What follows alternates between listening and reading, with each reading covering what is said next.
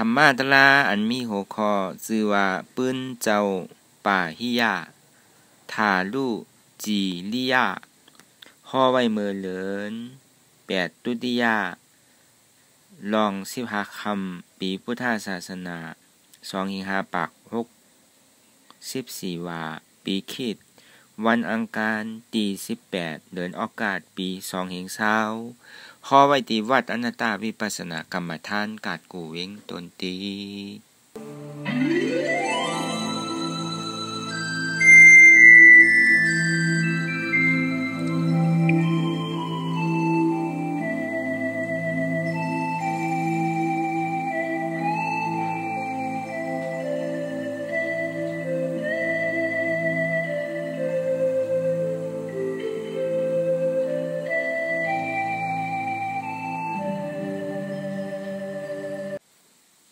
ก่อนที่นาง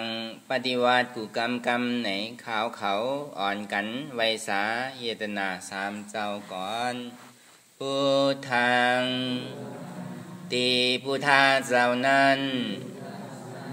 ปุเจมิเฮาคาไวคาอธรรมังติธรรมนาตาเจ้านั้นปุเจมิเฮาคาไวคาอสังฆังติอาลิยาเปียเจ้านั้นปุเจมิเฮาคาไวคาอต่อสืบการในเฮาตีไล่ลูกคันธาหาเปิงดีพระราตราสังขาก่อนอิมาหังอัตตาภาวังพุทธัสสะปฏิจจาชามิกาติ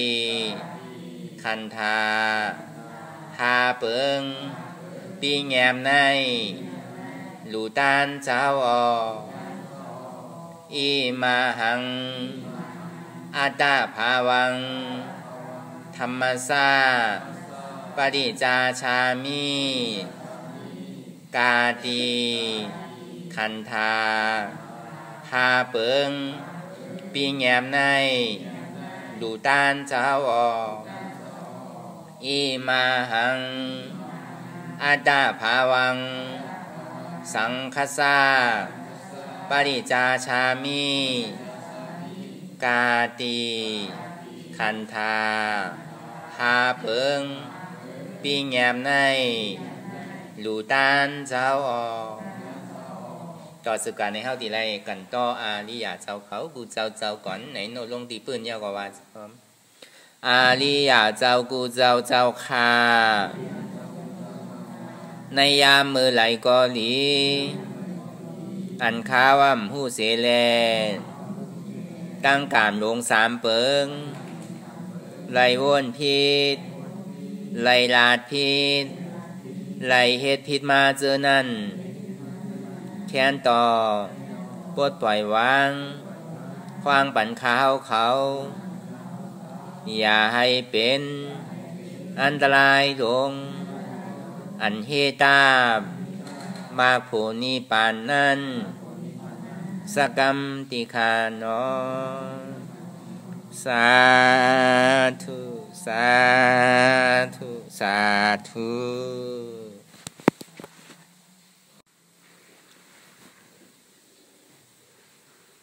รายการนังอนัตตาวิปัสสนาภาวนาหานยอดธรรมอนัตตาในไหนอ่อนต่างสุดในเกาะคือเฮานังขากายกุดขากว่าทับต่างขาซ้ายก็ไหลอำนั้นขาซ้ายทับต่างขากว่าก็ไหลต่างมันสูงมือ2คอนต่างตักก็เย้าไหนไว้ตัวเฮาซื่ออย่าไปเคียงป้นตีอย่าไปหย่อนย่านป้นตีป้องว่าตัวก็อำเคียงใจก็อำเคียงตัวก็อำหย่อนย่านใจก็อำหย่อนย่านก็ที่ได้ว่าที่ได้มีตั้งคัดใสที่ได้มีปลายวิริยะนั่นก็ตั้งยังอัน ตัวใจเจ้าเก่านั่นที่ได้มีหนังเขาดีนานกว่าดีไรหนึ่งตีหนึ่งตั้งในเขาดีกว่าตั้งนานนั่นในเพราะเขามีตั้งยังอ่านในก็มันก่อมป่องลองหันมันดีเว่ไส้เว่กวายมันใจก็จมลงตั้งไตมันใจก็ขำไว้อยู่ตั้งเหนือเนี่ยไว้ใจเหมือนหนังตุ่มไม่แห้งที่มันลงไหลจูนแม่น้ำเพราะว่ามันกึดข้างตั้งซ้ายตั้งขวาเนี่ยก็มันดีไหลลงน้ำสมุทรตลาดก็บอกว่าอากุโสที่อันเฮาไรเฮ็ดไว้แลสังตอนหนังกุโสที่เฮาไรเฮ็ดไว้นั่นแลสังเพราะว่าเขานี่ป่านไว้ยาวนั่นไรกู้โสใหม่ยาวเนี่ยมันโดไรมาจามป่วยในกู้โสเก่านั่นปองว่ากู้โสก็ตีไรแปดอากู้โสก็แค่นตีไรว่ายานไก่ตอนนี้ว่าก้นเอาหนึ่งก็เนี่ยเข้าเหตุการณ์สังก็เย่าหยาเขาเห็นอ่านตีเหตุอย่างหนึ่งเจอหนึ่งลองก็เย่าหยาอ่ำว่าลองการโลกและการลอกกุตละเพราะเขามีตังยังอ่านเนี่ยก็มันมีอธิเปมันมีอายาศาสังนังเก่าเขาเฮ็ดสังก็เย่าหยาเขาก็ตีได้มีตังยังอ่านจึงดีว่าเฮ็ดลองการสังเสมว่าเนี่ยมันจึงดีมีอายาศาเพราะว่ามันมีลองเอ็นอ่านเนี่ยก็เหมือนหนังก้นเป่าพังเหมือนหนังก้นขอก้นย้อนอยู่จอมตาจอมตังอยู่มือไหลวันไหลป้นกว่าใครนอนดีไหลก็นอนอยู่ยายุกยักกว่าพอถึงขิงข้าวยามมาตื่นมาก็เอาก็กะหาตุ้งป้อมกุ้งก็กะซอกหากินดีเยอะยาอันที่เป็นแปดนั่นมันเหมือนหนังนั้นเพราะเขามีตังยังอันเนี่ยเหมือนหนังเข้ามาหนังตลาในก็หนังนั้นหนังเก่าในข้าวตัง2 นาที2 ชั่วโมงนั่นเย่พี่มีตังยังอันเขาขาดปุ๊ดกว่าจองนี้ว่าอันเขามาเหตุการณ์ตลาดนั่นเนี่ยป้อมแม่ก็อย่าพี่ซุ่มนั่นนะ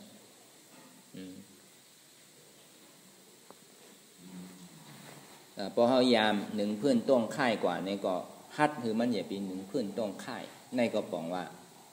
เขาก็ไรน้ำแมดอยู่สังว่าเขานั่งอยู่2 นาทีเซต้าในก็เขาเยื่อในแลก้อยกาเขาสมีเสลีแลเขากึ่งก้างไงก้อยๆชุดออกลอยๆได้ก็อันนั้นบอกว่าเขาถึงตั้งยิ่งอ่านตัวเจ้าเก่าก้อยกา2 นาทีโจมงเนี่ยมันไรอยู่เซต้าเนี่ยก็มันยังมีลองลิง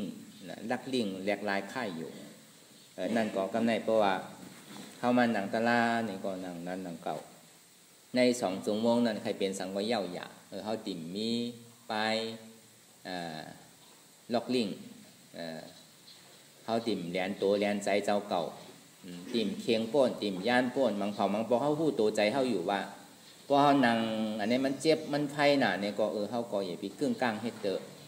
เขาก็นั่งโยโย่ก่อนเขานั่งมหาไปดินนางคัดเพ่นไปไรเตอก่อที่เป็นนางเตอ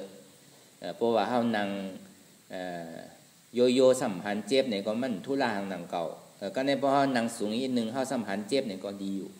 ก็ในบอกว่าโกนเอากูก็บาลองเหตุการณ์สังก็เย่าอย่าเหมือนอย่างเขาว่าการลกล้อก้าเป็นกล้าขายไหนอาทิเกศสุดมาเนี่ยสุมาล่างก็ยังดีมันยังมีอาล่างไว้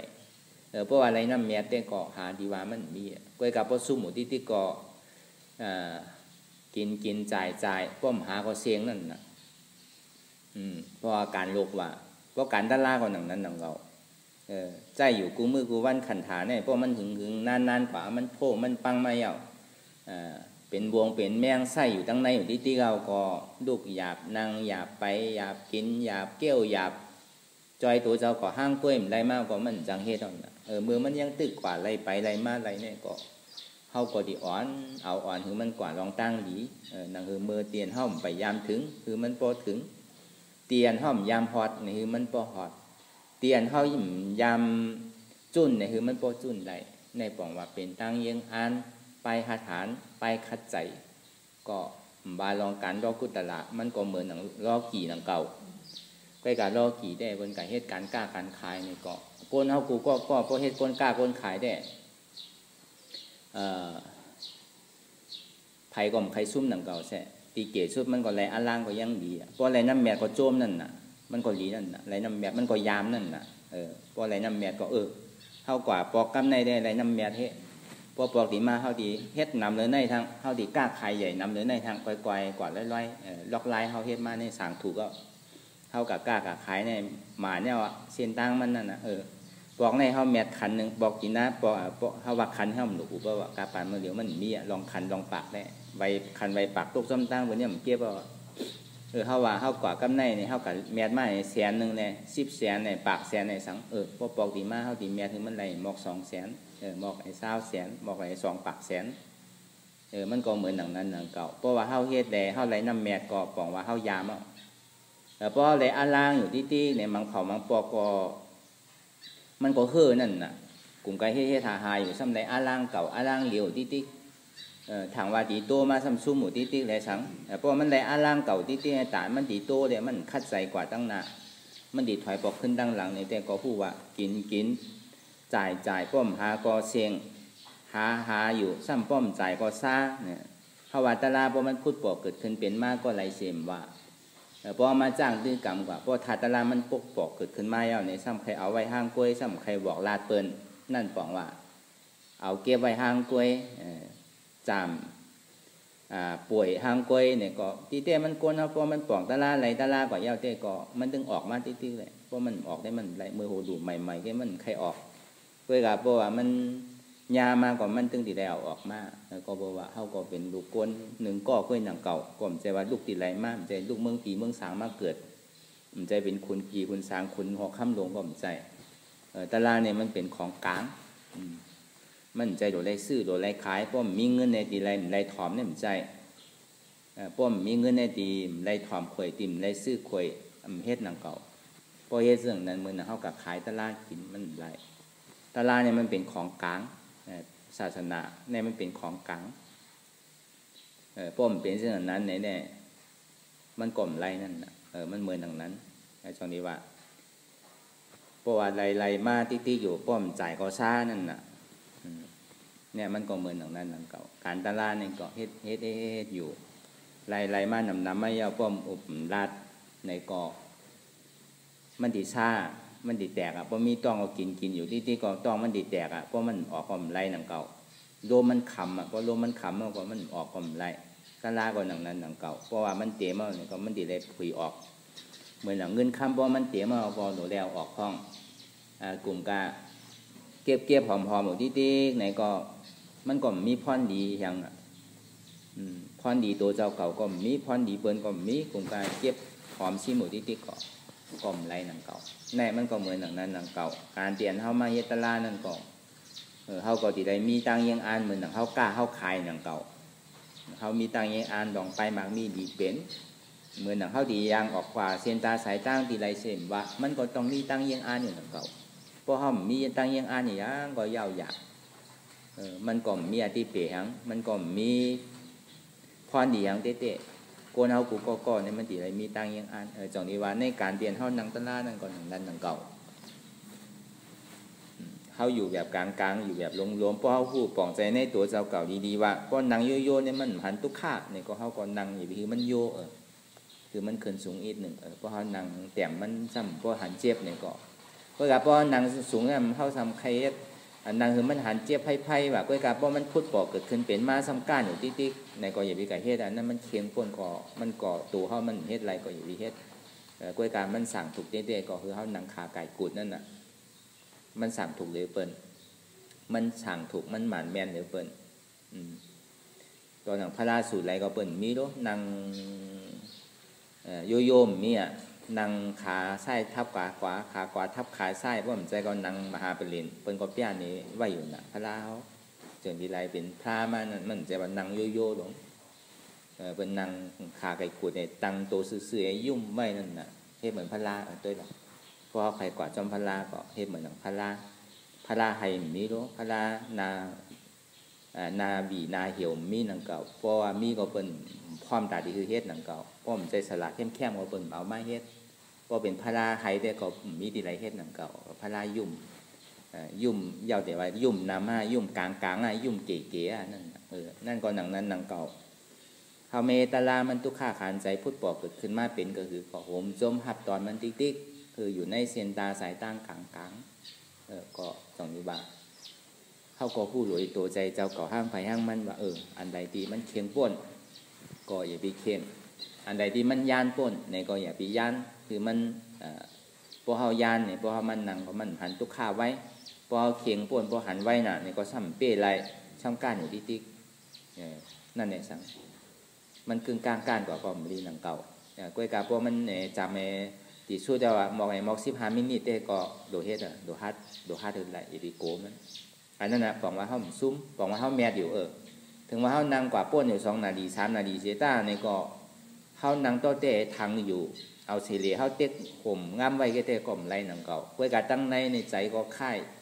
ตัวก็ค่ายปกอิดอยู่แต่อันนั้นก็บอกว่ามันยังชุ่มหมูมันไปว่าแลอันล่างแต่ก็ในหนังคือแลเฮาตีไรน้ำแมดในก็อย่าไปมันเป็นสิ่งนั้นพอมันพุทธบอกเกิดขึ้นเป็นมากก็มือกูปอกแต่ใจเก่าค่ายตัวเก่าค่ายกำในแต่เก่าติ่มค่ายด้วยตัวใจเนี่ยมันตีเปลี่ยนในมอกกาหือตีตายก็คือมันตายก่อนนี่แหละโกนตายก็เป็นผีลูกอัตตาตายเป็นอริยาลูกโกนเนี่ยมันตายหนังเก่าอัตตาตีตายเพราะเขาเฮ็ดกว่าที่ก่อนเนี่ยเฮียงก็ยาวหยาเขาตีได้มีตังยังอันสูงสุดโกนเขาเพราะมันมีตังยังอันมีตังคัดใจเหมือนเขาเห็นดีเห็นไล่เนี่ยก็เองอันแต่เขาตีไล่ลิแต่เขาตีจบเขาตีเห็นไผ่ไรไผ่สาบุญ5ไผ่เขาคือวีน่าไผ่อินสินในยา5ไผ่ดิกไล่ไผ่ซ้อนมออย่างเช่นเนี่ยไผ่ปัจจีไผ่ปะปูเนี่ยก็เขาก็ตีไรยางตั้งเสียนตั้งเตียนเขาใครเห็นนั่นเขาก็ตีไรมีตั้งยังอันนั่นคนเขาปูก็เนี่ยเพราะมันมีตั้งยังอันเนี่ยก็มันก็มีอาทิตย์เปสังมันก็เหมือนหนังก้นหย่องก้นวายอยู่จอมตั้งด้วยหนังเก่าอยู่กว่ามืออยู่กว่าวันหัวตีอยู่ตีเศร้าตีเติบตีไรคำก็นอนตีนั่นตีไรมันมีอันจังกินก็ชอกหาในเยอะในยายุกยักก็ไก่ย้อนกินไรก็ย้อนกินไรก็กินกว่าเหมือนหนังเป็นก้นวาก้นหย่องแอวเหลี่ยจอมตาจอมตั้งด้วยหนังเก่ามันก็จะเป็นคนปกติหนังเก่าเขาก็ดีเหมือนหนังนั้นหนังเก่าให้อย่างก็เย้าหยาก็มีตังยังอันเนี่ยมันก็เปลืองกันกับอันนั้นหนังเก่าก็ตอนที่ว่าอันนี้ก็ที่แล้วว่าลำลองเต้ๆในคนห้องว่าสมาวายามะในก็ว่าวิริยะในก็ว่ามันเป็นตัวเดียวกันในโพธิปัจจยา37ปิดธรรมอริยะเจ้าวินเขานิพพานเนี่ยมันป้ากำนำในมากเองกา8เปิงก็ป้ารู้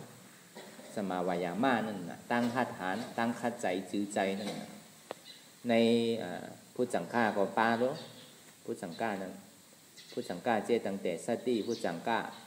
วิริยะพุทธสังฆาก็ป้าน่ะวิริยะในอินทรีย์นั่นก็ป้ารู้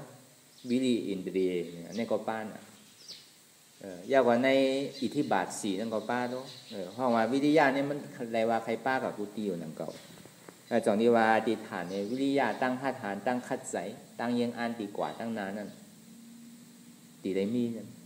เพราะห้องมีในแต่ก็เอาใจเข้าว่าแต่ก็ไรหนังเก่าเหมือนหนังก้นหอรอโวนั่นน่ะยันนั้นเขาว่าดีลูกตีในกว่าตองกี้เนี่ยก็หลวงพ่อกว่าที่แล้วนะก็มือไปถึงตองกี้เลยก็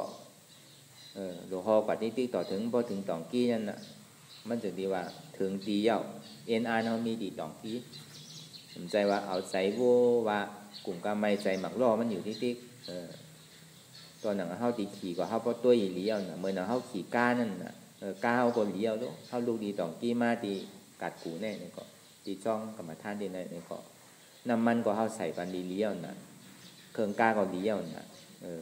โกนหอก็เมี่ยวน่ะเพื่อการโดดด้วยเส้นตาสายตั้งดีๆมากเลยน่ะอันเส้นตาสายตั้งดีๆเนี่ยเป็นสมาธิที่สมาสังกัปปะนั่นน่ะตาด้วยเส้นตาสายตั้งอันนึงซ้ำเอาคายได้เหยียบเบียกมันไว้ทิ้งไว้นั่นคือมันติ่มพิษนั่นพอถูกดีไว้ก็ไว้ถูกดีเทิงก็เทิงนั่นมันก็เป็นเครื่องมีกริยาตาดีอย่างมาจูดีต่างยังอันของเฮานั่นอันเจี๊ยบแก้นตรงต่อเนสาเนี่ยมันก็เหมือนหนังน้ำมันกานั่นน่ะเพราะน้ำมันดีกว่าเจียวถึง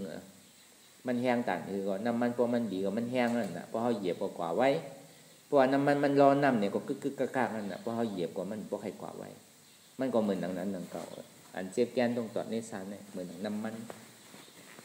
ตัวว่าเหมือนหนังตัวก้าหนังเก่ามันดีอยู่นะมันดุ่มปังกวายหมากร่วมก็ใส่เลี้ยวๆเขาตีกับไม่ใส่อย่างดอกกว่าทั้งนาที่เกะใส่เขานั่นก็เหมือนก้นหอน่ะอยู่ในกายน่ะพอดีว่าเต้ก็ในอันเคืองใจด้วยกรรมก็ตั้งแต่ปัญญาสมาธิที่สมาสังกัปปะ ตั้งหันจือใจตั้งว่นจือใจหันเฉพาะมุงกว่าตั้งนะอันใดถูกดีเกิดอันใดถูกดีเลี้ยวอันใดถูกดีกว่าช่างกว่าแทงเหมือนหนังก้นทิ้งจานเจือกโวไว้นั่นนะมือขอหนึ่งยับเจือกมือขอหนึ่งยับค่อนพาดกว่าติ๊กๆนะมันเด่มเกิดถึงย่ายข้างคำนั่นก็กว่าติ๊กๆนั่นก็ในปมันดีพี่ตีเปิงมากห้องว่าปิเลกศีลานั่นน่ะสมาวาจาสมากรรมตาสมาอาชีว่าทิ้งปิเลกไว้นั่นน่ะก็ในสมาวิริยะสมาสติสมาสมาธิสมาวิริยะก็ก็ไปฮอดเตอเสียนตั้งไปถึงเตอห้องว่าสมาวิริยะสมาสติตั้งมันไว้เหมือนกลุ่มกันล็อกๆเล็กๆกลุ่มกันวิไส้วิทย์กว่ากำปักคิดหนังเก่าฮอก้าก็พวกกลุ่มกันวิไส้วิทย์กว่าก็ติดกว่าตั้งร้อยรวงตั้งร้อยก็หัวที่ปักคิดหนังเก่าสมาธิตั้งมันสันคอนเนี่ยตั้งมันไว้ซื่อๆด้วยกว่าเอ็นอันเปลี่ยนเท่าดีกว่าเหมือนหนังคนฮอก้าด้วยดอกคนตั้งตัวไว้ซื่อๆทิ้งไว้ดีๆเนี่ยมันก็เหมือนหนังนั้นหนังเก่าในมาแอกาดแปดเปิ้งเนี่ยเหมือนหนังคนฮอก้าหนึ่งก้อนหนังเก่าก็อย่างก็เย่าหยามันที่เรียกว่ามีตังยังอันมีตังคาถานมีตังขัดใสเนี่ยมันก็กาปานพองยามเดี๋ยวเขาว่าศาสนาเข้ามาอยู่2 5 ปะ64ว่าเป็นกาปานดื้นสุดของศาสนาเจ้าก็ตมาเขาต่อแน่กว่าทาง5 ปีจอเขาตีทบย้ายเอาหือการเขาซ้ำตายเขาก็เป็นลูกมูเซอร์ลูกต่ำงาในสังเขาก็ซ้ำกับเป็นศาสนาต่างเสื้อต่างรองในสังก็เขาก็ได้ทบย้า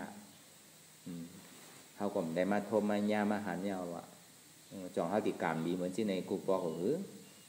ก็เขาตีได้ไว้ใจให้ทานเมื่อกาปานป้วนมาเมื่อปานผ้าเป็นเสากระสปางก็ยามมีมากหนังเก่า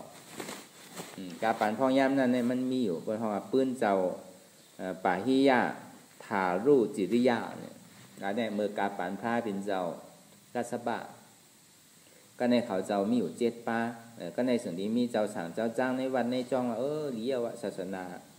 สุดเสียงกว่าไว้ก็แค่นี้เขาตีเลยอยู่เจริญจะละเขาใครนอนขิงไรก็นอนเขาใครลุกขิงไรก็ลุกพอถึงเจ้ามาเปิดเอาเขามากราบมาสั่งไงเขากินบ่กินอีมาเอาโดนนอนก็หนังเก่าเขาใครแอวใครอยู่ก็บอกว่าเขาอยู่ในพาเหลืองอยู่มวนอยู่เปียวน่ะโดยแรกก็เฮ็ดกะหาสังใต้อยู่มวนเปียวรวมๆดีกว่าศาสนาสุดเสียงกับเขาแค่นี้เขาตีได้เปียวมวนเนี่ยเขาอุกันโอ้กันว่าซึ่งนั้นก็ในเจ้าเขา7 ป้าจากนี้มาหันเนี่ยเกิดสังเวก้าตอนหนังศาสนาพอดีจำสุดตอนเนี่ยกวนเนี่ยพอวนเรื่องไหนอันนี้เป้ดีสังเวก้าเนาะพอกลุ่มกาเขาที่มาอยู่ในหมู่จุ่มที่อันเป็นเรื่องไหนเนี่ยมันเป็นมังกรลาสีแล้วมันเป็นมังกรลาลงอันนี้เขาที่อ่อนโหโจนกันเนี่ยกว่าพึกจ้างกันเมื่อ2 สุดีพ่อมาอุกัน7ก็ในประมุงกว่าเอาตั้งของเมืองปราณสีนั่นจะมีมุงกว่า100 ลูกหนึ่งเขาที่เมื่อจ้างกับมาท่านที่นั่นน่ะจ่องไผ่ที่เมื่อจ้อมเมื่อก็เมื่อเนี่ยเมื่อจอมกัน7 ป้าก็ในพวกเมื่อเอานี่ก็เพราะว่าไผ่โกตายก็ปอกขึ้นตั้งหลังเพราะว่าไผ่โกตายก็ขึ้นตั้งเหนือว่าที่นั่นมีอธิษฐานที่นั่นก็ในพวกคืนไก่เอาเอาเจือกพัดขึ้นกว่าตั้งเหนือลอยเย่าก็เขาคืนกว่าเพราะเขาคืนกว่าพอจอดถึง7 ป้าเย่าก็ตัดสายเจือกแปดเย่าก็จ้างตะลาเหนือกุนหวยกุนลอยหวยนั่นก็ในพอจ้างตะลายเอาเนี่ยก็ทางวันหนึ่งนั่นเจ้าป้าทนถึงให้ซ้ำจ้างอะไรถึงเมืองเลี้ยงมากกว่าเป็นยาห้านตากว่าเพราะเป็นยาห้านตาก็วินสานกว่าที่เมืองในกุนจุมปูดีในกุนสีกุนนั่นกุนอุรุเวละมันในโลกเขาเนี่ยมันมี4 กุนกุนที่เขาอยู่ในห้องว่าจุมปูติเปกุนนั้นเนี่ยมันเป็นกุนทางกุนหนึ่งก็ได้เข้าซ้อมไม้เอามาปั่นเขามือเดียวในเก่าก็หันตะลายได้สารอภิญญาเอาเขามาปั่นสู่กินอันนี้ห้อมไรตกลงห้อมไรมักมันกันไว้ว่าเพราะว่าไรเขามาติดมาเลี้ยงกันเนี่ยอันนี้ห้อมกินจะเขาเถิกอะไรก็จะเขากินหรอกคาเขาติ่มกินตายก็ปล่อยมันหรอกเนี่ยมันมีใจที่ใจจ้าพอนะมิวยาหันตาเด็กมันก็บินป้นกว่าก็ในพวกอยู่ทางวันหนึ่งมาเนี่ยทางป้าทน2นั่นจ้างตื้อกรรมไม่ก็ขึ้นเป็นอนาคามกว่าในก็วินสันได้กะตุ้งซ้อมมาเยาก็เอามาปั่นเขากินมันใจเมียวมันตอนหนังเจ้าอันนอนตั้งนั่นไรจ้างตื้อกรรมไม่ป้วนกว่าเขาซ้ำติ่ม5 อันเขาซ้ำ5 อันนั่นเขาซ้ำติ่มมา5 อันเจ้าในได้มันสั่งถูกเข้าในตกลงกันไว้เข้าในมักมันกันไว้เข้าตึงกินแล้วก็ในพออยู่เนี่ยเขา4 5เจ้าเนี่ยก็ตายกว่าก็เพราะว่ามันเป็นไรถ้าที่จ้างกรรมตะล่าก็อึบอย่างในเขาตั้ง7 วันก็ตายกว่าเพ พอตายก็อาศักใส่ใจเขาเนี่ยก็อยู่ในเมืองตุสิตาพุ่นน่ะพอตายก็อยู่ขึ้นเมืองผีถึงหาก็ในพวกมาการปันพระเป็นเจ้าโคตมาเฮาเพราะว่ามาการปันพระเป็นเจ้าโคตมาเฮายาวในซ้ำขึ้นลงมาเตะมาเกิดขึ้นน่ะมีอยู่เขาหาก็ที่ขึ้นมาเกิด1เป็นคนออกค่ำมาเกิด2มาเนี่ยเป็นกามาลากัสปะเนี่ยเป็นเจ้ากัสปะเจ้ากัสปะป้าอ่อนย่าก็สามารถเป็นเจ้าปะหิยานั่นน่ะถาลูจิริยะย่าก็สีมาเนี่ยเป็นตะปะเป็นเจ้าตะปะดุคนหอคำมันล่าเขาย่าก็ปารีสัพพิยาเนี่ยอันนี้เขาในศาสนาถ้าเกิดปะหิยาเนี่ยมันสำกับกล้าขายในน้ำปังลายเป็นโปก้าก็ได้อยู่ไอ้เฮือแตกอะไรมันก็ซ้ำด้วยน้ำเหมือนเจ้ามาชนะก้านน้ำเก่าดอนโคมันแตกเสียงเพราะว่าดีนุ่งโคอะไรลุยเนี่ยมันใบอะไรเครื่องกัดแตกในกลางน้ำสมุทรหลายก็เป็นเยื่อยาปลายเต่าแปดเลยสารจุ่มเขามาจอมกันนั่นตัวมันได้ซ้ำไรหลอดมาถึงผังพอหลอดมาถึงผังก็เบื่อว่ามันมีเสื้อผ้าคนนุ่งโคไว้เลยก็เอาเปลือกไม้มาห่มตาไว้ที่ของมันของลับมันก็ในพอเป็นสิ่งนั้นเนี่ยมันก็จะที่เอากอกเนี่ยกับหาตุ้งกินข้าวเปิ้นก็ใส่ไปมันเปิ้นก็อ๋อเจ้ายาฮั่นตาในเป็นนั้นได้เนาะเนี่ยเป็นเจ้ายาฮั่นตาก็เนี่ยมันก็ช่างถูกว่าเกาดีใจลองอันในใจตื้อกรรมกว่าเก่าก็มโดได้เฮ็ดไรหาไรเลี้ยงสายใจหยาบว่ามันก็ยุ่มยามห้างว่ามันเป็นเจ้ายาฮั่นตาก็ในซ้ำขึ้นใหม่ก็ฮอดจอดถึงดีได้ก็กันตีเขาเลยปันก็ตีกันไว้ที่เขาไล่เฮ็ดจ้างตลามาจอมกันเป็นเจ้าอนาคามที่อยู่ในเมืองจันสุทาวาสะหาปงนั่นก็ดีกับปันสติมันก่อนเพราะมันกลุ่มกาดีมาเฮ็ดเจ้าเมียดอยู่ที่ไหนที่ติ๊กแต่เจ้ายาฮันตาปอหมู่ที่ติ๊กแต่มันติ่มหันถ้ำถ้าเป็นเจ้าเฮาก็กีปอไม้เอามันจะได้วินขึ้นมาเหนืออากาศกลางหาวจุกอยู่หิมโหมันเมื่อทำเป็นยาฮันตาเมื่อสว่าเมื่อเป็นยาฮันตาเมื่อเนี่ยเปียดแลนน่ะเมื่อซ้ำกลุ่มกามาหลงลืมมาติดอยู่ในอันใน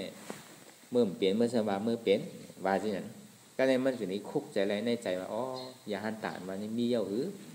ในกาป่านเมื่อเดียวในมีเย่าแหน่เนี่ยมันเกาดีถามมันตัวก่อนคนสางเนี่ยยาหันตานวันนี้มีเย่า5เมื่อเดียวเนี่ยมีเย่าตอนหนังพระเป็นเจ้าให้ว่าสัมมาสัมพุทธาก็พุทธปอเกิดขึ้นมาเย่าก็อันหมอสั่งสอนถ้ำนั่นแต่พอเปลี่ยนเรื่องนั้นเนี่ยก็เอาใจปีที่ไม่แห้งน่ะเก่าซ้ำกลุ่มกาดีไม่อยู่ไอ้แหละตีตายก่อนเมื่อไรก็หู้ทำอันนึงก็กล่อมไปหู้เตอยาหันตาเป็นถือก็กล่อมไปหู้เตอเพราะเป็นเรื่องนั้นแล้วก็เมืองที่พระเป็นเจ้าอยู่อันวันนั้นมีดีไรเนี่ยเป็นอยู่ที่เมืองสาวัตถีเนี่ย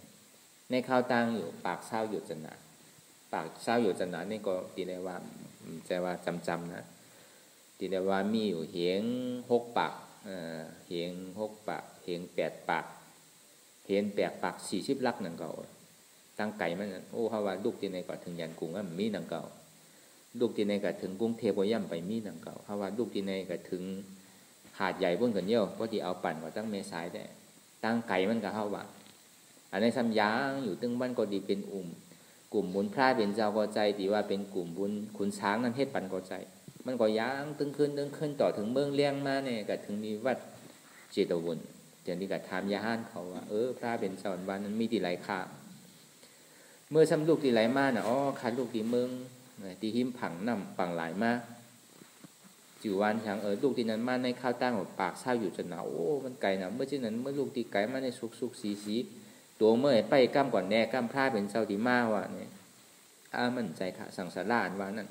ลองการเกิดตายว่าเนี่ยมันไพ่น่ะคำไปไรคำมีดีไรบอกนี่ค่ะคดีเมื่อหาเอาพระเป็นเจ้าของตึกตุ้งซ้อมอยู่ตั้งในวันในเวียงเพราะเมื่อใครโทษกว่าเลยเพราะเป็นสิ่งนี้ก็กึ่งก้างกับหันผ้าเป็นเจ้าก็เอาโหหมอบลงตีผาดตีนี้เอาก็ใบสาผ้าเป็นเจ้าค่ะเมื่อเหลียวในขาไข่ปนตั้งตุกขาขานใจแค่นต่อมีเมตตามหากรุณาให้แด่พอตลาปันคาเสียอิดคาเนี่ยมันไปใจข้าวยามันเตอมันไปใจข้าวยามันเตอเมื่อเหลียวก็ตึกตุ้งซ้อมอยู่มันใจข้าวยามตาดิมาสอนตะลาว่าเรื่องนั้นข้าวยามมันว่าเนี่ยมันบ่ป่วนกว่าข้าวมันบ่ตายตีตายกว่าเมื่อไรมันหู้หามไว้1 ปอกพระเป็นเจ้าหามปะหิยามันไปใจเตอปะหิยาเนี่ย หาม2 ปอกก็ในถึง3 ปอกมาเนี่ยก็หามเอาที่อย่างเรียกว่าหามเนี่ยหามปอกทุนนึงนั่นก็บอกว่ามันใจมันฮ้อนมันใหม่น่ะกึ่งกลางมันเป็นรองตั้งหยาบใหม่น่ะพอดีพอตะลาปันมันไหนแต่ก็มันก็ติ่มปอกพระเป็นเจ้าในหามไว้1 ปอกก็ในวายเสียมันมาหาพระเป็นเจ้าในทำปีที่เกิดจมขนเนื้อพดลูกกว่าตั้งตัวตั้งเด็กซี่โคต่อไปตีนี่เป็นปีที่กว่าเสียงมันโจมบนตีน่ะเมื่อมันไม่ก็ซ้ำไม่บนตีน่ะบนห้องว่าเมี่ยวของไม่บนตีน่ะก็มันดีกินนั่นเมี่ยวของกัดบนตีน่ะก็ซ้ำดีกินนั่นน่ะมันเหมือนอย่างนั้นน่ะพระเป็นเจ้าจึงที่หามถึง3 ปอกพอหามถึง3 ปอกก็ลองตั้งไม่อันมันไม่มาเนี่ยก็มันก็ช่อลงไงลองแต่ตีมันมีสถานเนื้อพระเป็นเจ้าเขาใหญ่บนตีน่ะเนี่ยก็ช่อลงไงหรือมันอยู่กลางๆนั่นน่ะเพราะมันอยู่กลางๆพระเป็นเจ้าสู้ตัวอย่ามันนี่ติดถึงเอาอ่ะนี่ก็มันจะดีไปที่ยาเอ้ยหางที่อันเมื่อหันอยู่นั่นนี่ก็หางนั่นก็เป็นหางไว้หนังเก่าแต่พอดีว่าเต้ก็เตียนเฮาพึกกันอยู่สินั่นหางเตียนเฮาหันอยู่นั่นนี่ก็มันก็เป็นหางไว้หนังเก่าอันว่าหางก้นยิงหางก้นใจหางอันในอันนานี่มันมีเพราะว่ามันมีหางเนี่ยมันดีว่าหางดีเพราะหางดีก็เป็นล่อภาคใครไรเพราะหางซ่าทำเป็นต่อซ่าใครไรใจล้ำนั่นเหมือนอย่างนั้นหางเตียนหางอยู่นั่นก็มันเป็นหางไว้หนังเก่าหางนั่นก็มันอุบเปิงพ่องงั้นมันไรมันเป็นอนัตตานั่นนะก็ดีว่าเต้ก็ว่าคาถาหัวคอในอันเดียวก็ไปยาเนี่ยคืน4 มาร์กกำเดียวกันเนี่ยตั้งเลยซอดาปฏิมาร์กซอดาปฏิโภสตกามีมาร์กสตกามีโภอนาคามีมาร์กอนาคามีโภอรหัตถามาร์กอรหัตถาโภเป็นยาหันตากว่าพอเป็นยาหันตากว่าเนี่ยก็ย้อนเงียบจ้างดีพระเป็นเจ้า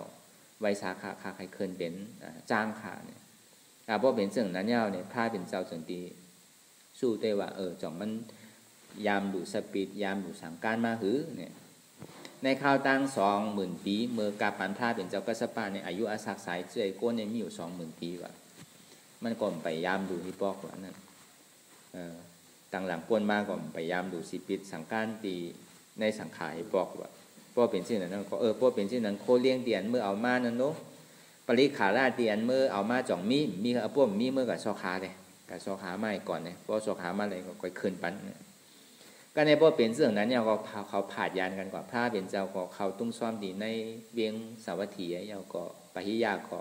กะหาซอกเคืองปริขาราตาดีขึ้นเป็นจ้างนั่นพอเป็นเรื่องนั้นเนี่ยผีลู่ลงเนี่ยห้องว่าผีเมพายหลงผ่านเป็นโว้เนี่ยเขามาต่อปันปะหิยาตายคำตีก่อนเอานี่ป่านกว่านั่นนะเขาว่าก็ในพอเป็นเช่นนั้นก็กอยู่ดียายุกยากไว้พระเป็นเจ้าช่ำปอกขึ้นมาหันมันพอมันหันมันเนี่ยก็เฉยใจเจ้าจ้างเขาสู่เฮ็ดอันดีเวียกอะไรเอาหามันกว่าเอาเมื่อเผาพอเผาเอาเนี่ยเขาที่เอามาเฮ็ดเป็นกองมูเนี่ยพระเป็นเจ้าสั่งที่เอามาเฮ็ดเป็นกองมูดีหิมบัดสีตะวันนั่นพอเป็นเช่นนั้นก็สั่งขาเขาจะดีอุบโอ้กันว่ามันก็เนี่ยแต่อะไรมาถอนตะลาพอมาถอมตาลาก็กึ่งกลางย่ำตันขึ้นสั่งขึ้นจ้างไงโวก็พอตัวตายไปแล้วเป้เสียลายหนาเมียวายาหันตาในเปิ่นโกตายเนี่ยพระเป็นเจ้าซ้ำถามมาสู่อุสังขันเมียวยาหันตาในเปิ่นโกตายฮะใจใครโย่ตอนหลังจากพอตาลาเป็นอิดอ่อนก็ซ้ำว่าพอเป็นยาหันตาเนี่ยใจใครโย่เนี่ยอันถ้าเป็นผู้ทุจริต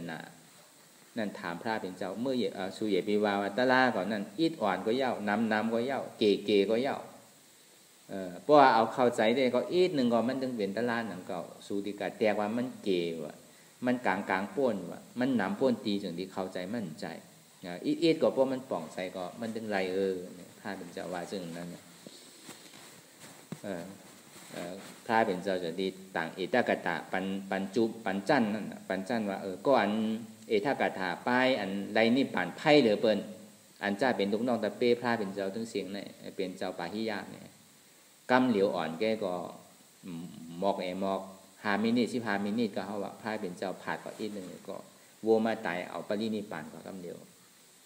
เนี่ยก็บอกว่าเป็นมีพันไว้นั่นเขาก็เหมือนหนังนั้นหนังเก่า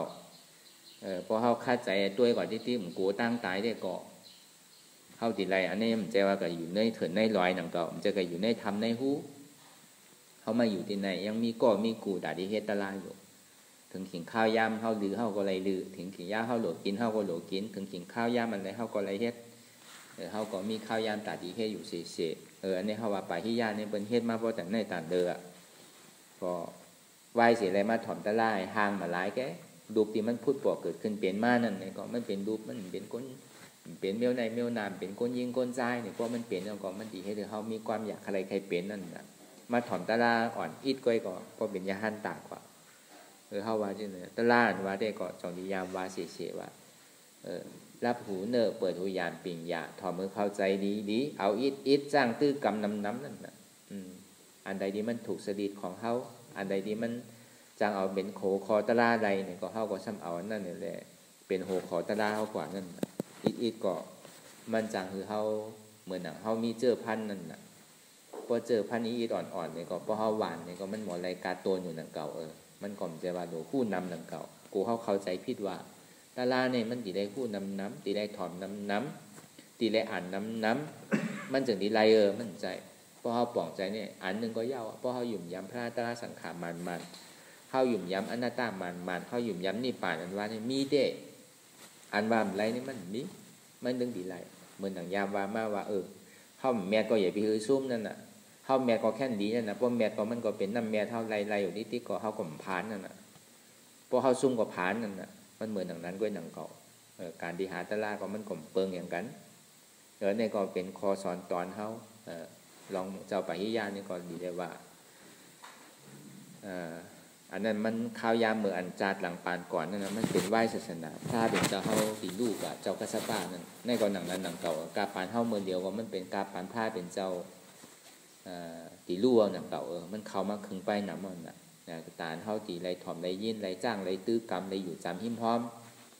มันหยาบน่ะหนึ่งตาเฮาตีไรอยู่จำหิมพร้อมทำมาไม่สวยตาดีอ่อนโหโทนายเลยจนกันมาเฮ็ดตะละมีวาสนาเหมือนกันเนี่ยมันก็หยาบในก็ห้อมหยาบเขาก็มีอยู่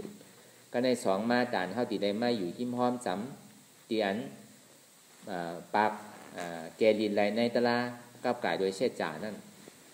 เขาก็เลยมาอยู่จำหิมพร้อมเตียนเขาเลยถ่อมเลยยินอยู่ในเช็ดจ่าในโหคอตะละผ้าเป็นเจ้ากับเขาว่าเป็นพระเป็นเจ้าเขาเป็นก้นหามากอันนี้ก็เขาก็ซ้ำขึ้นมาซับเลี้ยงหนีทางกรรมเหมือนกันในก็มันหยาบเขาก็เลยถ่อมเลยยินอยู่กูขิงเขาย่าเหมือนเขานั่งก็ในสีมาในเขาถ่อมยินอยู่ซ้ำเอาเขาในใจว่ามันไรหนังเก่ามันเป็นย้อนนี่ซ้อมนาซีกาละโหคอตะละอันในที่อันพออยู่พ้องย่าเหมือนเหลียวในมันเป็นอันไรถูกดีเอาถูกดีจ้างตื้อกรรมถูกดีเอาเป็นแห้งใจเขานั่นเขาซ้ำเอาเข้าใจภายถอนตั้งไส้ออกตั้งกว่าถอนตั้งกว่าออกตั้งไส้ได้ก็มันก็ไม่ได้ว่าการดีเด้อพวกเขาถอนในเข้าใจเนี่ยน้ำก็เขาเอาอิดเนี่ยก็มันไล่หนังเก่ามันจะว่าโดนน้ำเหมือนเขาว่ามาเมืองเจ้านั่นเหมือนหนังตัวแตกมันเจ้าป่าหิยานั่นก็ในสีมาเขาซ้ำดีมีการหยุ่มยำสถายเลยมีการหยุ่มยำสถาใครจ้างตื้อกรรมเนี่ยก็หยาบอันนี้เขาก็ในจ้างตื้อกรรมเขาก็มีศรัทธานั่นนะเขาจนดีมากเพราะเขามีศรัทธาก็อยู่ที่หอที่เฮิรนก็เปี่ยวก็คือละใครกินสังก็ไรกินใครนอนซื้อก็ไผ่บ้าไผ่เต็กเต็งก็เบอร์เขาอยู่เฮิรนเขาเป็นเจ้าเบิ้ลเขาใครกินสังก็บางพอกขี้ข้านเมื่อก็โทรเอาพงเชียดเนี่ยก็เอาในมาส่งบันเก่าลูกเฮ็ดอันในไว้กำเก่าเมื่อเอาเนี่ยใครกินซื้อใครนอนซื้อใครตัวทีวีซื้อก็มันถังห้างนั่นอยู่ที่เฮิรนอันนี้มาอยู่ที่ไหนครับอยู่ถึงกินข้าวยามหลบกินก็หลบกินกินข้าวยามหลบลูกก็หลบลูกกินข้าวยามหลบนั่งก็หลบนั่งที่ไรเมื่อเขาอยู่ที่เฮือนเนี่ยเขาเปลี่ยนเจ้าเปิลก้อยกาเพราะเขามาอยู่ที่เนี่ยเขาซ้ำเป็นคาเปิลนั่นก็เดี๋ยวว่าพอดีมาวนทัดสางด้วยดีๆก่อนเพราะเขามีศรัทธาได้ก่อนมาฮอดหนังเก่าอันนี้ก็ดีแล้วว่าศรัทธาได้ก่อนเปิงหนังเก่าก็ในเขาซ้ำดีมีป้ายจ้างตื้อกำเตียนเขาเลยถอมเลยยินมานั่นเพราะว่าสุดามาใหญ่เนี่ยที่ได้ถอนยินเนี่ยที่ได้มีใจศรัทธาย่ำที่ได้มีตั้งชื่อจ้างตื้อกำเนี่ยเขาก็เลยมาจ้างตื้อกำเนี่ยก็เลยว่ามันใจหยาบที่อีเราลองอันหยาบเปลี่ยนเป็นว่านั่นอันมันเฮ็ดหยาบหนานั่นอันมันไรหยาบหนาอันมันหาหยาบหนานั่นมันหาหยาบมันไรหยาบเขาก็ป้วนมาที่อันลองหยาบเสียงจงที่ได้มาซอกหาที่เฉพาะที่มันพุทธบอกเกิดขึ้นเป็นมาจงนี้ว่าตลาดเนี่ยก็มันจะว่าโดนนำหรือว่าหู้นำเขาก็เฮ็ดมาป้อตัดเนี่ยที่อย่างเขาจำป่องไรน่ะเหมือนอย่างที่วานั่นน่ะอันนี้เขาหู้ตัวใจห้างไผ่ห้างมันอันเฮ็ดไรมันเฮ็ดไรเนี่ยจองเขายางเต้ห้า จ่องเข้ากาไรเต้ห้าน้ำมันฮาวาน้ำมันกาวนั่นจ่องมันเป็นน้ำมันหยีหรือเป็นน้ำมันแก๊สหรือนั่นก็เข้าก็สำคัญทัดสางด้วยตัวใจเขาเพราะว่าน้ำมันดีใส่น้ำที่กัดใส่ที่ก็เครื่องจ้างก็ไว้ไว้นั่นกำไหนเมย์กำไหนเมย์ที่กันน่ะมันก็พอถึงอีปอกนั่นน่ะมันก็เหมือนอย่างนั้นน่ะอันเจ็บแกนต้องตรวจเนสันนั่นก็เขาอยู่ที่โกมันเพราะว่าเจ็บแกนต้องตรวจเนสันเนี่ยก็มันมีอะไรที่อันอุปเปิงฟ้องน้ำมันอะไรมันก็มันกึ้มหลังเก่าจากนี้ว่าตึงปึกตึงโมตึงเสียงเตียนเขาว่าไม่อยากด้วยลมเพยใจเขาออกเลยสังเขาว่าเป็นกายากาตาสติอยากด้วยตัวหันในตัวเฉพาะเตียนเจ็บแกนต้องตรวจเนสันที่มันพุทธปกเกิดขึ้นเป็นมานั่นเข้ามาเป็นยุคทัศในยุคทัศที่มันพุทธปกเกิดขึ้นเป็นมานั่นเนี่ยหัวเก่าขาเก่ามือเก่าโตเก่าอันเจ็บแกนต้องตรวจเนสันที่มันพุทธปกเกิดขึ้นเป็นมานั่นเป็นทุกขาเสียจากอันที่เอามาว่าเป็นหัวเก่าขาเก่ามือเก่าเนี่ยเป็นสมุทัยเสียจากเป็นเงาจ้องทุกขาลงเนี่ยเพราะมันพุทธปกเกิดขึ้นมากำไหลเนี่ยก็อันเจ็บแกนต้องตรวจเนสันนั่นน่ะ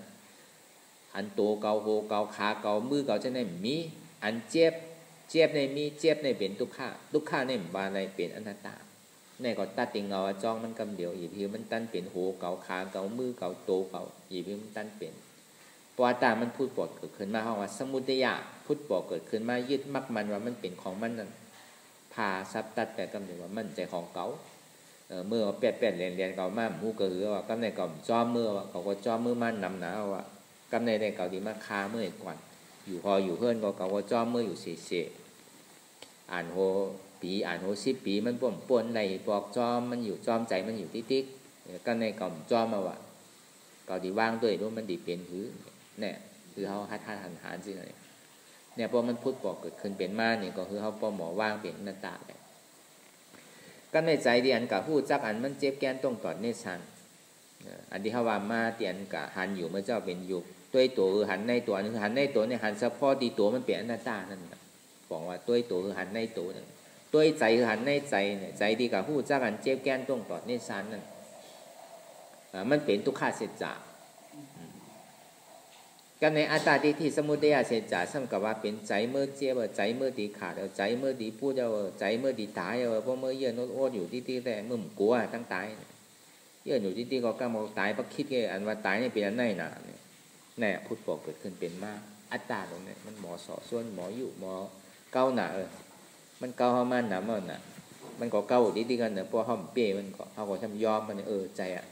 พอก็เยื่อเนี่ยก็หน้าของที่ก็ซ้ำกลุ่มกา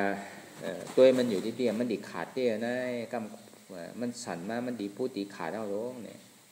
มันก่อจังพูดปอกเกิดขึ้นเป็นมากก็เบอร์มันมีก่อใจแถมแห้งอยู่ที่กันนะ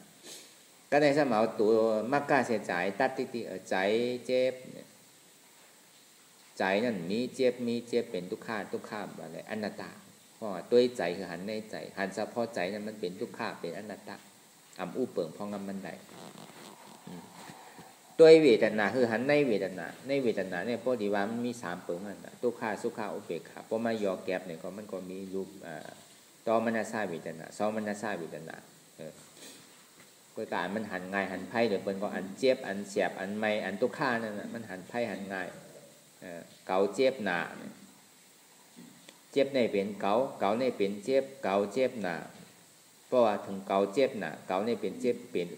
ในเป็นเกาในแต่ก็มืดรับสิ่งไว้หมดวักไส้วักความอะไรเมื่อเขาย้ำนั่นเมื่อหนังเขาทำมีไฟเมื่อหนังเดินรับสิ่งเมื่อหนังก้นกลางเขื่อนกลางป่าผู้กว่าตั้งไหนเนี่ยพอมันปอกขึ้นมาเป็นในห้องเป็นเวทนาเกาเจ็บหนาเกานั่นมันมีเจ็บหนานั่นเป็นทุกข์เจ็บในเป็นเกาเจ็บในเป็นทุกข์เกานั่นใจเกาในเป็นเจ็บเกาในเป็นอัตตาเจ็บในเป็นทุกข์อันเกาจะในมันมีเป็นอนัตตาอันนี้เพราะตัวเวทนาคือหันในเวทนาเพราะว่ามันทุกข์เสียจามันพุทธปอมากกว่าตัวสมุทัยเสียจาเนี่ยเรียนกว่ายากกว่าเดียวพอมันพุทธมาดังตัวก็สมุทัยเสียจาห้องอัตตาเนี่ยเอาเป็นตัวมันไว้กำเดียวพอมันพุทธปอเกิดขึ้นมาดังใจเนี่ยก็เอาใจนั้นไว้เป็นมันกำเดียวพ ก็พูดปอมาตั้งเวทนาเนี่ยก็เอาเวทนานั้นไว้เป็นของมันกำเดียวมันนึงไปทิ้งซิมบาไว้กำเดียวก็เบื่อมันโกเฮาป้นมันก็ปั่นแห้งให้สอส่วนอยู่ไอ้ติ๊กๆอ่ะเฮาตีจอมมันเนี่ยเฮาตีคัดมันเนี่ยมันก็มีสองเปลือกด้วยพอเฮาคัดมันก็เฮาตีป้นพอเฮาจอมมันก็ตีไหลลองจอมในวัฏสังขารอัมเย้าสุดเสปอกในออกขาวตาเมน้ำลงสีเมเนี่ยโจมลองอยู่หามือเย้ามือสุดมือตึงนี้พอเฮาบางมันแหละก็บอกว่าหันอยู่ผู้อยู่ยอมหับวางเป็นอนัตตาหันเจ็บผู้เจ็บยอมหับเจ็บบางเจ็บเป็นอนัตตาหันทุกข้าผู้ทุกข้ายอมหับทุกข้าวางทุกข้าเป็นอนัตตาโตใจเจ็บเป็นทุกข้ามีอยู่หันใจอยู่ผู้ทุกข้าที่มันพูดบอกเกิดขึ้นดีโตดีใจดีเจ็บนั่นอ่ำใจโตเขาอ่ำใจใจเขาอ่ำใจเจ็บเขามันเป็นอนัตตาพอกับหันลองเปิ้นก็อ่ำใจพิษเปิ้นมันเป็นพิษเก่าอนัตตาพอมาดีโตเขาก็อ่ำใจโตเขาเป็นอนัตตาพอมาดีใจเนี่ยก็อ่ำใจใจเก่าอนัตตาพอมาดีเจ็บเนี่ยก็อ่ำใจเจ็บเก่าอนัตตาในคือเขาวนยาวพยายามหึงอย่าไปว่าไพ่นะอย่าไปว่าเทิงนะเตียนเฮาหันเตียนเฮาวนเตียนเฮาวนเตียนเฮาหันนั่นคือมันเพียงเพียงกันกว่าไหนวนต่อถึงทุกข้านั่นปอสุดเสียงเพียงหายกว่าวนต่อถึงเจ็บนั่นปอสุดเสียงเพียงหายกว่าตัดต่อถึงอาตานั่นปอตกพุทธขาดกว่าอะไรที่มันพุทธบอกเกิดขึ้นเป็นมาเนี่ยก็คือเฮาหมอวนวางแทบตัดเป็นอนัตตาสะพอไหนเนี่ย